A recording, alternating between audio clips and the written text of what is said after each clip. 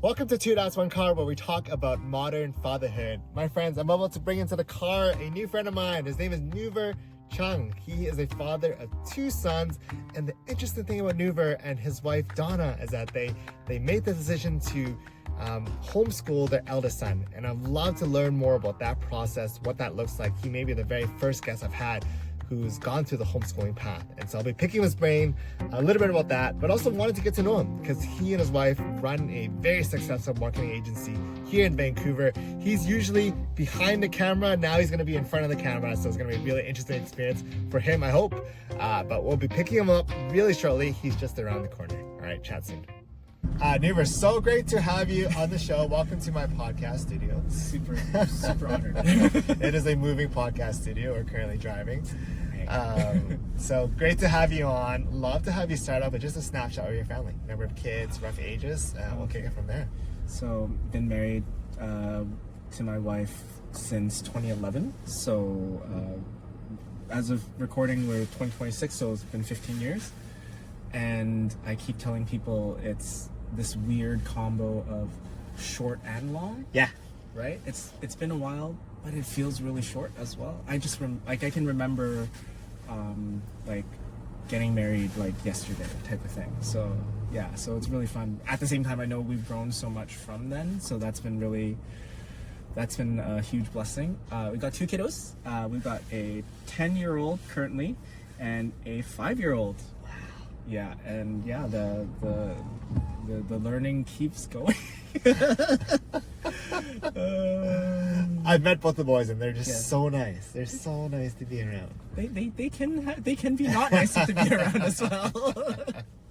As every parent's gonna tell you, right? Yes. It's like there's good days, or there's good moments, and then there's this has been this has been a thing. So Don and I, we've noticed we are we are very critical because we're Asian. Yes, we're Chinese. So coming from immigrant parents, like who mean nothing but the best, but then at the same time having a very particular perspective and outlook on the world. Like there's a certain style that comes with that.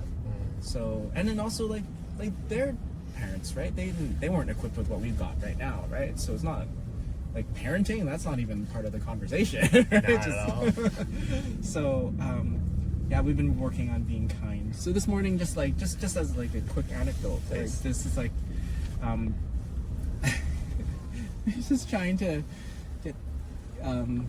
get the kids going, you know, just like get them geared up for the day. And my first instinct was to start not quite, but very close to barking orders at them, like I normally do, until I remembered, oh, we promised to be kind at dinner. So I was like, oh, okay, all right. So put on a smile, and even though inside was kind of like a boiling pot, I was like, okay, guys, it's time to get ready now. And they're like, okay. It made a difference. It really did. It wasn't as draggy. Like they weren't dragging their feet as much, even though like sometimes when you'd think that I would get a better response by barking out orders, but it feels like the kindness actually gave them a little bit more of extra motivation to get going. Oh wow! I mean, this is such a good segue really into the question, right? It's like for you, what is the unspoken truth about fatherhood that's not shared as widely, and it could be this or something even more, right? What would you say is unspoken from your perspective? I think it's a few things. I think. Please. Fatherhood is one of the greatest privileges for men that can be, because you're given lives, or a life or lives for you to guide and help form, right? And I think that's something that I don't know if it gets the full appreciation that it should. I think fatherhood is one of the most courageous things that men can do, because they have to face their own demons while they do it. There's no contrary to popular belief, there is no cutoff to being a dad. Mm. I don't think you ever retire. I think it just changes. I think as the different ages, as they grow older, like your role changes. But different facets of the role change. But it's Absolutely. not like you stop being dad. Yes. Yeah. So. And that probably carries on, right? Especially as your children become adult children, that changes differently. I mean, far down the road, but look, reflecting back on like our own parents and their transitions, right? And that changes. You mentioned demons. Curious to know, because I know I had to face my own demons here, and I'm happy to share mine as well. But I'm not done. what demons are currently? Yeah. Oh gosh. Oh man. Okay, so being Chinese, being really performance oriented. Yes. So then really really jumping to wanting to get the results, you know? And so then like I want the behavior really like at the snap of my fingers, but then failing to realize that I've not done the training required to get them there. It's like, be more kind. Wait, hang on a second. Hang on. Wait, have I spent any time on this? No, I haven't, because I've been too lazy.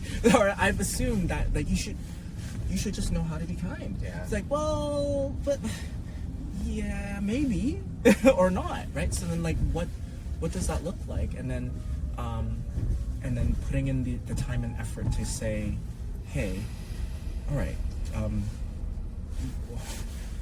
what just happened now, right? Okay, let's talk about that. What were you thinking about when your brother kicked you? What did you say beforehand? Oh, okay. Could we have tried something else there? What do you think could have put him in a better mood? Right? Like, instead of just, you should be more kind. You should do this differently. Think about your actions. Like that's kind of what I grew up with. Yes. Yeah. Same. Yeah. So, but then like, just seeing that in the mirror kind of goes, whoa, I am no different than my parents, and not to blame them for what they've done, right? Because again, different era. So then for me now that I'm armed with a different like set of tools, and it's a different time, like what do I do? Like what's my role in this, right? So like I am this is on like hyper alert because our little one is super sensitive to my tone. And my upbringing, I kind of just shoved the tone, like whatever my parents were, like however they were saying something, I just repressed it. And then if I felt any hurt come from it, I would just push it down. Wow. Yeah. And then, so then now I have a little one who doesn't do that. And then going head to head with that is not going to work. It's not worked from like just like straight up. So for me, like just being able to go, oh, I need to work on this. I need to be more caring about how I approach this instead of just being so focused on you should be like what is it that I need to change in me so that I can get through to him versus oh hey kiddo you need to shape up, which to be fair, yes, it's true, but not in the way that I'm trying to bring it about. Wow, that's hard, eh? Oh. Like this is tough. It's frightening to look at or to hear myself and go, oh, I was just harsh there. I didn't mean to be, but I was just mean now to him. Like he didn't. I didn't mean to be, but he received it that way. And I was like, oh, that's a problem. Like I wouldn't classify myself as like a mean person, but then in those moments where I want a result, I just default to like that knob of okay, if I want that result, I'm just gonna dial up the intensity and hope to get the result. So the output, I'm really glad we're jumping into this because you know, one approach is to bark out the orders, which I was subject to and you are as well, right? And the common line we just repeat it. It worked for you and I, sure, right? Like, but I think there's some nuance to that too, right? There's always some short-term trade-offs for like long-term scarring, right? I'm presuming, right? And it reminds me of a book that I'm currently rereading. called Hold On to Your Kids by Dr. Gordon Neufeld. Yes. Oh, have you read it? Okay, yeah. Familiar. Yes. And he talks about attachment. He was actually he was in Vancouver. He did a talk recently. Oh, cool. And I went by to listen, and also a past podcast guest as well too. But I just can't help but just like think about, okay, but it worked for me, I guess, before in the short term, but at what cost though, right? And like, how does one like tackle, right? It's like, are we coddling our children, but then again, not really? Like, how do you address that? Like, do you have that? Yeah. Do you have that tension inside of you? Right? Oh, totally. So maybe like a roundabout way of approaching it is looking back at my own experience. Please. Yeah. I feel like there's some distance between my parents and I that I've put up as a wall to not like I won't be as open with my feelings with them because there wasn't that same like weight placed on that, right? So I feel like there's a part of our relationship that's stunted as a result. So I think for me, what I hope to achieve is to create the environment where I can inform their self-worth and their self-identity, and then when that gets infringed upon by other people, we can talk about it. Yeah. Instead of like they have to figure it out themselves, but to be there for them so that they can help them with that. Right? And like to be very honest about the world is that, hey, you know what, like there's people who aren't going to care about your feelings as much. Like to be realistic about it and to say, you know, I'm going to be kind here, but there's a very real chance that people won't, and you have to be prepared for that. And then in that, how do we respond in kindness to that? And I think like our eldest he's a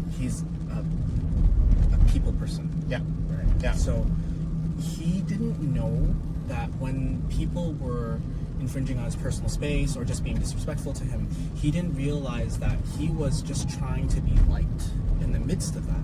So then he would smile or laugh when someone was doing something mean to him. And then afterwards he'd be like, oh, that was really sucky. It's like that sucked. It's like, oh, okay. So then then for us, like taking the time to role play it, okay, so that happened. Let's replay and let's try that again. What would you say this time, right? What would you do instead? So I think having lots of moments of after action review, but also just to create the safe space for them to play within it, and then to feel out,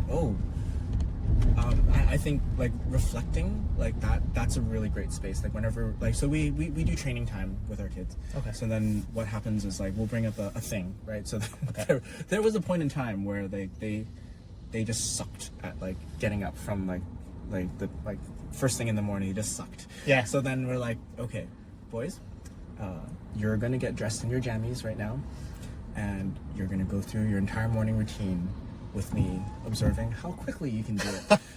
And then they're like, for real? I'm like, yeah, for real. But it's 4:00 in the afternoon. It's like, no, you're doing it now. So then we'd like go to bed, right? Like they'd like lights off everything. Okay. And then turn on the lights and then good morning. And then they're like, oh, okay. And then it got better. Interesting. Yeah. So then the same thing applies with these kind of like people interactions. It's like, oh, okay. So like that happened. I noticed that happen. What if we tried this instead? Okay, so I'm gonna say this, and then you're gonna say this. Like, so to give the role play scripts, right? Yeah. Like we do this in like sales training or whatever. Right? Yes, for sure. Right. Like client training, like presentations, you practice. Deal. Yeah, same deal. And so I think just giving them that that space to try things out and not be afraid. That is so interesting to me, right? The fact that you have these like training, which is great actually, to actually see what actually happens and to role play, right? And to just see where the gaps are and ways to kind of redo this. Yeah. It's not that different from like doing drills on a basketball court, right? No. There's so much of this is like interpersonal. Yeah, totally. What was it? The the Romans, I don't know who described them. Someone described them as their drills are bloodless battles and their battles are bloody drills. So like, Yeah. so taking the principle from that, if like we're sending our kids out into like live fire situation without like any training, we're just hoping that it's just a hope and a prayer that we're sending them with, right? And I feel like I've done my kids plenty of disservice. Yeah. By just going, okay, just figure it out. Yeah. You're going to daycare. Just figure it out, and like figure out sharing. I was like, oh my goodness, sharing. Oh my god. It's interesting, right? Because these things like sharing and like, it's like, how do you suddenly you're thrust in a situation where you have to share your toys, and like, how does one? It's hard to conceptualize it as a kid, right? Yeah. And now suddenly you have a brother. You're like, wait a second, or like, why did they get this? I don't get this. There's a sense of fairness, and there's like rivalries and all these things that it just stacks on top of each other. Yes, it does. It does. I'm curious because before we started, Yeah. I mentioned you're one of the first guests I've had who've done that transition from like schooling into like homeschooling. Yeah. And I'm sure there's guests and listeners who are curious about that and may be considering pursuing that for a variety of reasons, right? And so curious to get your perspective and what drove that decision, and walk me through like, how's it going so far? Okay. Well, let's say first off, decision. Why? I think the main thing is we just wanted to be together more. I think ultimately,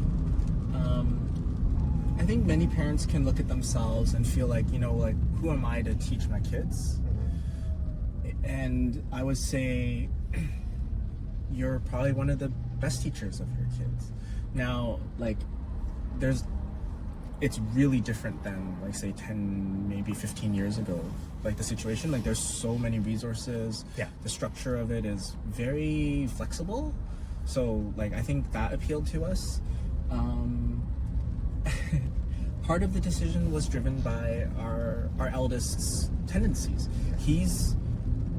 Because he's such a people person, he gets really easily distracted by people. Yes. so then his learning would be less effective in that like huge group environment. So he'd be way more interested in people and what they're doing versus like the learning part. So what we found is like we can tailor things to him, to his ability to focus and attention span and all that. And he's grown in that, right? So I think being able to tailor something is a huge reason of why we did it. As well, I think like what I said before, just like being able to be together, spending that amount of time together.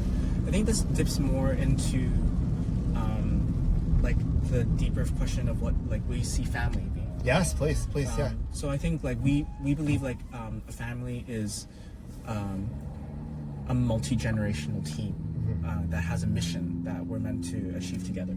So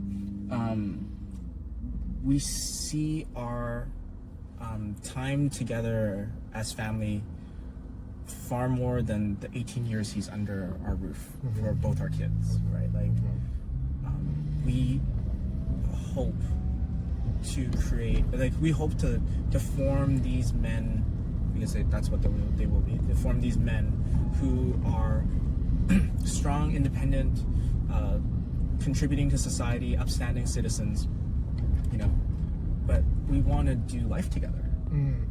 And part of that is learning how to be together and how to work together.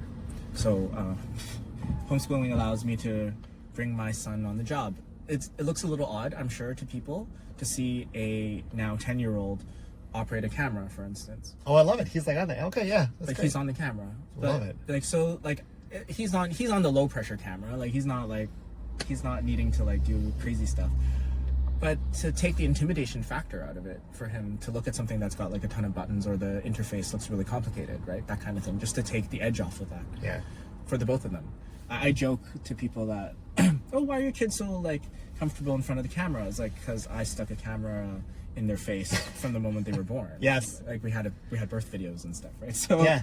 like, they look at big cameras and they're like, whatever. So then like operating it now, like they'll look at it and they'll like, oh, what's that button? What does that do? But at the same time, like they're not intimidated. They'll just look at it and kind of go, well, it's just a thing, right? So yeah. And is this the first year they've been doing homeschooling? So our youngest is not in, like he's entering into kindergarten. Right. So, right. but this is the first year our eldest is in homeschooling. And how's it going? It's going well. I think what homeschooling provides is this ability to flex your day. So sometimes you've got days where like, you know, maybe like it's really sunny, and then so then you can just like go to the park, but then you can do some learning in there, like, oh, let's talk about the wind. Yeah. Right. Or we can go to the aquarium. Well, so we chose to buy a annual membership to the aquarium, and that's an investment, but it's a worthwhile one because what we found was it allowed us to take a breath whenever we go inside and not feel like we have to go see everything. Yes. We can just go to one section, take our time, and just absorb, and just really like just be together in that space, and then we can talk about the learnings afterwards together. So like that part of being together is a huge part of for us for family. So yeah, like we have a what is Avatar? Anyways, like there was like I think it was the second Avatar movie. You saw the family come together, have like a bit of like a family cheer. That's right. That's right. And then so like we thought about that. It's like that's pretty cool. It is. Yeah. So then we have ours like so we build deeply for deeper living. That's our family saying. So the idea being that like we want to be thoughtful people who don't just look at the surface but actually look beneath things. Yes. And then be able to draw deeper meaning, deeper significance, and also help others discover that as well. So that requires not just me or mom, but all of us, because all of us, like, I'm even now I can see it, like they all bring something different to the table. They're all crucial team members. Like the kids aren't just like I mean, like, it depends, right? Like, you can look at kids and say, well, they're a bit of a burden and a bit of a curtailing on my fun. Sure. Right? Right. They stop me from, like, That's a having stream my, of thought, right? Yeah. So, or they're part of the family team to achieve something that the family has been given to do, right? Oh. And I like, like, our eldest, he's so different from me. Yes. He Okay. is Yes. so different from me, and his ability to just chat with anyone, like, like no joke, anyone. Like he was just doing some scootering with his little brother in the alley. Yeah. And I watched this person, and she was all geared up with like fall protection stuff on skateboarding, and just no fear. He just goes, "Oh, are you learning?" and then just proceeded to have a conversation with her.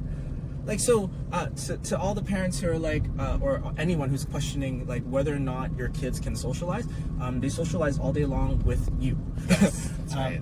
And they'll socialize, and if you have environments where they're talking to different aged people, they'll socialize just fine with those people as well. Yes. So- Yes. There's so many great things to pull from that, and I also commend you for also, you know, going through the step and sharing and the really underlying why, right? Yeah. It kind of goes back to Dr. Neufeld's work, right? Because it talks about like the parents being that moral compass for our children, in the sense that we've outsourced so many of it. We've outsourced it to their peers, to other coaches, etc., that this whole family unit aspect and concept is not really there, right? Like even having meals together and beyond that, just having those deeper conversations and having them involved with your work, so they're not just like there on the side, but also there to contribute and add to it. Yeah. Right? That's really intentional. Yeah, it is. I feel like I pull a lot of life lessons from both gardening and cooking. Okay, yeah. So, have you ever had pork tongue? I have, yes. So like that, Yes. that like braised pork tongue Yes. is delightful. Yeah, Right. But it takes time. it does. It takes time. It takes like you gotta there's a way to go about it. and you do it right, it is just amazing, right? It's divine. I think parenting and family life should be the same. It's not this fast food kind of thing. It actually takes a ton of intention and actually, fortunately or unfortunately, a ton of time. Yes. Right? That time is invaluable towards helping form and shape the kids. And shape me, actually. It helps us address like the gaps we have in ourselves, right? Like, okay, you know, you mentioned demons earlier, and I'll mention mine as well too, because it's a good callback. Where I do remember growing up, my dad had quite a bit of temper, right? It's just like, and like in some sense, I feel that dragon sometimes coming out. I was like, no, Steve, you gotta keep it in check. Oh yeah, right? Because one of the things he shared with me before he passed was actually like, don't you ever want you to like hit your child, right? Like, his dad did it to him and he wants me to stop it. Like, he wants to stop that now, right? Like, it's on you to stop that from perpetuating. And it's interesting, right? Because there's definitely times where I'm like, oh man, I feel this fury, like, oh, I'm getting angry, but really being able to like dissipate and go through my own, you know, maybe spiritual journey, my own personal growth way to kind of let it flow out. It's hard for sure, right? yeah. And it is that confrontation moment, right? It's like, how do you develop like a deeper family and a deeper, of course we could just go through the motions, right, like you said, but you know, how do we actually go through this as a unit, right, given the pulls on our kids' attention left and right? Oh gosh, right? Yeah. Talking social media, YouTube, the whole gambit. Yeah, I feel like so much of our parenting styles and like technique, Yeah, please, for the lack of a better word, I feel like it's fear driven. Yes. It's driven by like fear for like the worst, right? And I feel like that brings out this feeling of things being out of control, and then wanting to clamp down on it immediately. So then that brings up the snappy, like, hey, stop, right? Yeah. It's like that. It's like, oh no, they're gonna be like, I don't know, like they're gonna become a criminal. It's like, whatever, right? Like, I don't know, whatever the fear is, or it says, oh no, you know what? Like the biggest thing is that, and maybe other guests have spoken to this, but it's this idea that when the children fail, it reflects poorly on me. Sure. Yes. Let's talk about that. That is a big one, right? Right? Yeah. Because what child would misbehave in that way? What are their parents doing? It's like, oh no. So I don't think my kid will mind too much. Yeah. That I shared this. So this is at preschool or daycare, and I was just absolutely mortified. Yeah. So I come in, and you know, it's like, okay, picking up the kid, and then it's like, oh hey, do you have a moment to chat? I'm like, yeah, sure. What happened? Yeah, of course. Right? Oh, yeah. Does he normally like respond by biting at home? I'm like, no. Oh. Well, yeah. Today, another friend was trying to get a toy from him, and he responded by biting. I was like, oh dear. Yeah. Oh, that's horrible. I'm so sorry. And then, like, did he apologize? Yeah, like, all of that. But then it's like, oh, yeah, like, just know that, like, that's, like something yet, like, that's on the, it's just so that you can put it on the radar. And then I had to, like, just really just sit in that for a bit and go, oh, wait, hang on. I didn't teach him this. Yeah. But there was something there. So then just kind of like, okay. And it's, like, making sure he felt safe, so that he could actually go through his thought process and tell his side of the story. Because there's always his side of the story. Of course. And then I was like, oh, I haven't, like, so then it turns out that that he really tried using his words. It's like, no, sorry, no thank you, right? Yeah. Because he was wanting to play with it, but he didn't actually have any more words to go with that. It's like he needed more script to kind of go, oh, when someone's approaching him with that, he can say, oh, can you let me have a turn with this first? Yeah. And then I'll let you have a turn too.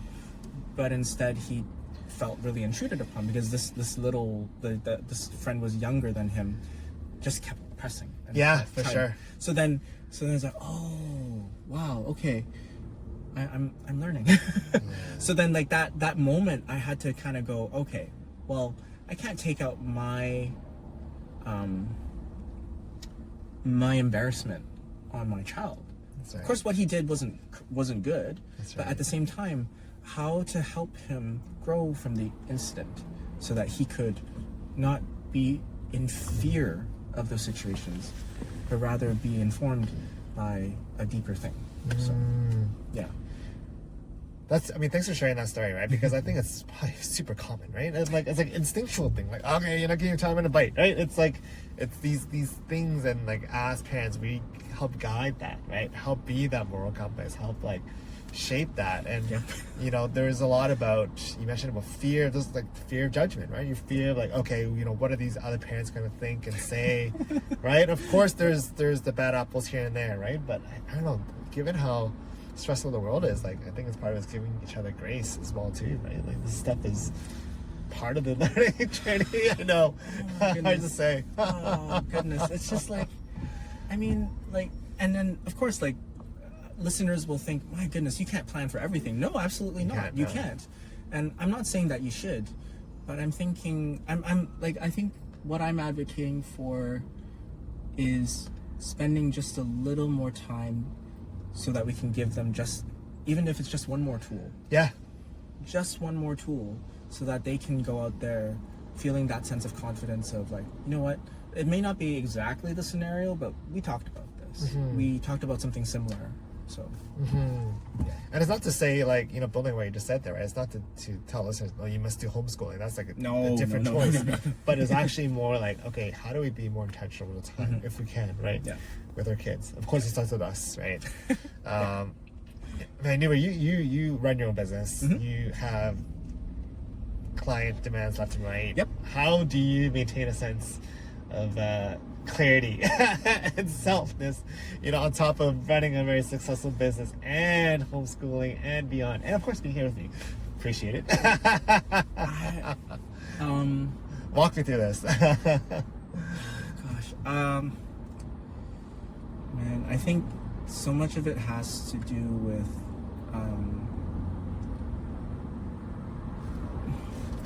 being really clear about my priorities. Yeah. Right? I think, you know, when you're a kid, it's the world's all about you, right? Like you're just trying to figure out your place in the world, and as you grow, you figure that you're part of a bigger story.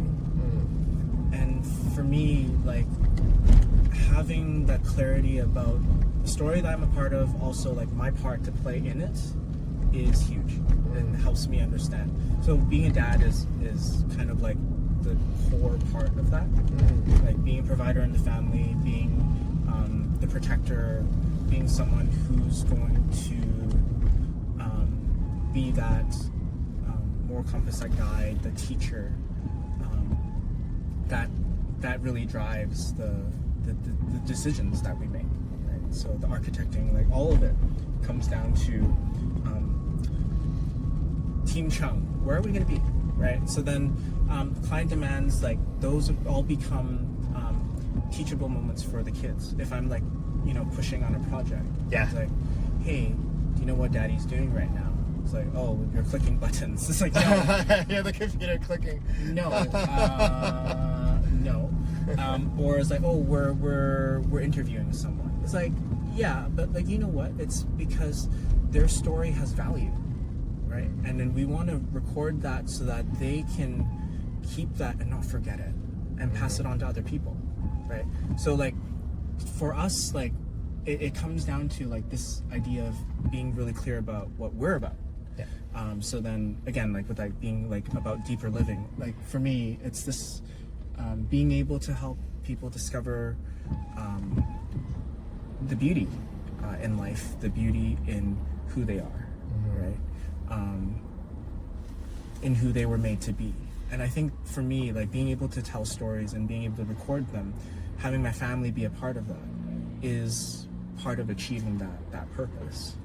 Right. So, and I think like story is it's an overused word.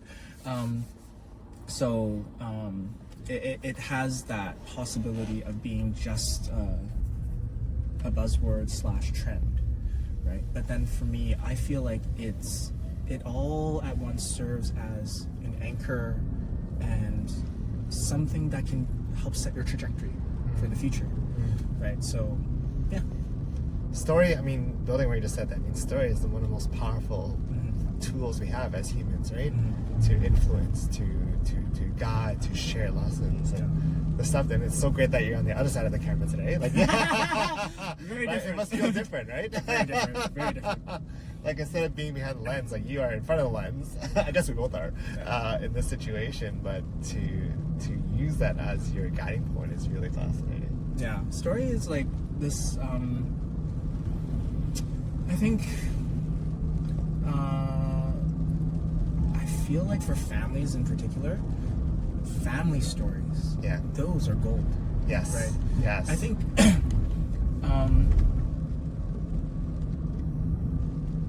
it's fun to reflect on my dad's life a little bit. It's bittersweet. So my dad is deeply ill right now. So then we're all thinking about these sort of things. But one time we're just going back and this was a Friday night dinner we were having with the family, and we were just like, so like, can you tell us a story about grandma, right? Because you know the kids were there. So then he tells the story of because he's an immigration officer in Hong Kong. Oh, interesting. Okay, yeah, he was, and my mom needed some paperwork processed. They weren't dating at the time, clearly. So then she goes to the immigration office, and he, from his words, the moment he saw the elevator doors open and my mom come out, it's like, he said, in his words, "That's my girl." I was like, huh, right? Like, because like, you know, like our dads, we have certain conceptions of them, right? Yeah. Like of like who they are and like what they're like, because they brought us up, right? But man, like that kind of like it's like swagger right there. It's like that kind of shook me a little bit. It's like, oh, Dad, you got game. It's like, so, but then for the kids, they brought that story back up. Oh, interesting. Yeah, they brought it back up. So then, and then kind of it gave me a bit of something to bite onto to talk about them. Like, you know, you're part of a lineage of people who made choices, right? He dropped his life. Yeah. He uprooted his entire being, ported it over here into an entirely different context for her. Wow. So it was like, whoa, that's commitment, right? And yeah, that's pretty cool. You know, coming up on 46 years. No, they're past 46 years of marriage together, and I that's something I can point the kids back to. Yes. To look at. Look, your grandfather did something incredibly difficult, but he did it, and you are a result of that choice. Because he moved the whole family. Well, they got married here. Yeah. They got married here, and then I came as a result of that, and then my wife Donna's family as well, like immigrated from Malaysia. Oh wow, yeah. So they made, like, our family happened as a result of people making some serious choices. Yes. And change. And that story can help point them and can help ground them when the times are hard and it's like, oh man, I don't know if I've got it. It's like, well, your ancestors, they didn't know what would happen as well, but then they gave it their best shot, and here they are, and here we are, right? Here you are. And I think you can take solace in that like you're part of a story, you're part of a lineage of people who you know, they made a choice, they went for it, right? And they made something of it, and I think that speaks to like us as like people. So yeah. Is there a story that you hope that your two boys will think back during this time? And has that crossed your mind, the kind of story that you hope they might glean if they were like asking, what was your childhood like? What was it like being 10 years old or like 5? Like yeah, I think the story that I would like some of the stories that I would want them to remember. I tell them this story. So Please. We were on a family vacation at Cannon Beach, down in Oregon, right? So beautiful stretch, and we went there just to enjoy the beach. I didn't have any sand toys or anything like that. I was like, oh, it's really windy. So I was like, I was 8 or something. I can't remember, but I was young. Yeah. And then and I found a bag, and I found some seaweed. And it was like long string of seaweed, and I made a kite out of that. Nice. And then I told them, and then it's like your entertainment isn't based on other people entertaining you. You can make it. You can create it. So I think for me, like wanting to help them see life through a different lens, that they can make things, that they are shapers of reality for themselves. Because you can look at life and you can look all around you and go, that's kind of boring. It's like, well, that's only if you choose to be a consumer. But the moment you're a creator, it looks a little different. It looks like it just looks a little different. So yeah, that's such a powerful like lens shift too, right? It's like instead of just consuming what's around you, like how can you create based on whether it's seaweed in your situation or like with the camera, right? Like knowing how to use the camera to tell stories and to give others that opportunity to share their stories as well. Yeah. This is awesome. Yeah. Like, to close it out, I would love to hear from you. Like, what are you excited about in this like next chapter of fatherhood for you? And it could be many things. I know you're navigating family dynamics and with your dad as well too. So it's not everything has to be roses and rainbows here. But as you merge into this next chapter, this next little period of fatherhood, what does that look like? And what's something that you're looking forward to or reflecting on? Well, there's a lot. I think for me, as I step into this next phase, like there was a phase that I had been like super intentional, like I laid out like a lot of things, and just like work, life, all these things kind of like collided, and like I've intentionally like let that like lie fallow a little bit. So, but I think for me, just like wanting to like pick that back up, I want to just spend more time with the kids, honestly, because like the current season that we're in, because there's like caring for an aging parent as well as work, like just those two things being quite like intense. Yeah Like just really like took up like more time than I would like to be with the kids. So for me, like just being really like just wanting to play with them more. So because like I found myself right now where I am, I'm a little grimmer than I should be. And not being as joyful and engaging them on their terms. Right? So just feeling that desire to just like recalibrate, right? And then have more fun with them. Because it's not my natural bent. Yeah. But I know it's what they need. Well, for me especially, like I need to be someone that they can laugh with, and someone who they can really play with, instead of just like really like my proclivity is just to solve problems or like whatever, right? But to really be more intentional about having fun with them and laughing more together. So, yeah. That sounds amazing, Nouver. and for someone who's navigating a lot, this is a real reality for many fathers out there. Yeah. And for you to share openly and to share your perspective, it means a lot. And I think it helps us understand what is it like. We want to be even more intentional with our kids, given the constraints and kind of where we're at. But it's really inspiring in many ways, and also really great to connect with you on this and more. And so, thanks for taking the time for being on the show. Thanks for being on the podcast studio. Oh my goodness. Thanks for having me. It's so much fun. Absolutely. Well, we'll close it out, Yeah. but we will chat and do a debrief afterwards. Yes. Thanks, buddy. Thank you. All right, that is a wrap. Nouver, thank you so much for joining me on Two Dads, One Car. I loved our conversation. A lot of things resonated with me. I think the biggest one is really as parents, when we become parents, it is the moments we have to confront our own demons, right? And Nouver being so honest and upfront about his journey may reflect on mine as well, because I think it's a evolution.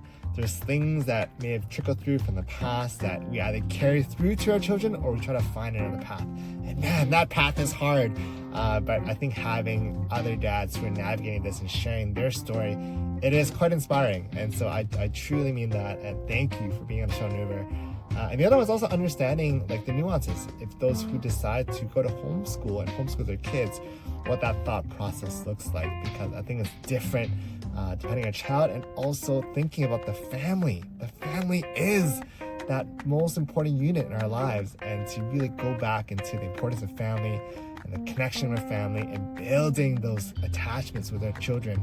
My gosh, this is stellar. So thank you so much for being on the show. If you guys like the show, like the podcast episode, please share, distribute, like, subscribe, all those things. We're on Spotify, we're on Apple Podcasts, we're on YouTube. Again, follow us on Instagram as well. And with that, we'll see you all in the next episode. All right, chat soon. Cheers, bye.